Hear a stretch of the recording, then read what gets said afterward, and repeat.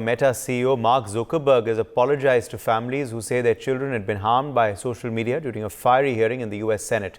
Zuckerberg, who runs Instagram and Facebook, turned to them and said no one should go through what they had.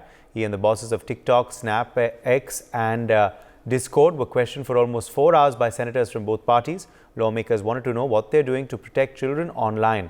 Legislation is currently going through Congress, which aims to hold social media companies to account for material posted on their platforms. Sanjeev Srivastava, International Affairs expert, is with us live.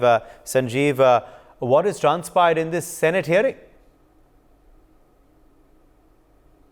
It's a very significant Senate hearing where this issue of this online child sexual harassment and exploitation were discussed, and it's obviously, as you mentioned, it's a fiery discussion took place, and the five CEOs of the top social media companies, they were present. Mark Zuckerberg, he faced a lot of questions, and he had to apologize to the parents of those children who were affected by this kind of exploitation.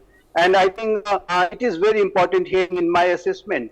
Uday, one thing I would certainly say that this kind of congressional oversight over the companies, these kind of big giants like Facebook, like other top social media companies or other top companies are very significant, because these companies sometimes they behave in such a manner that it becomes a monopolistic behavior, and that kind of checks and balances which was very much required to be done. I think it is being done by the United States of America, and I'm sure that such kind of trend, such kind of oversight mechanism which United States of America is developing will put the various activities of the companies, those who are operating in the social media domain, under some kind of a regulation. And I think that is very important, and that's why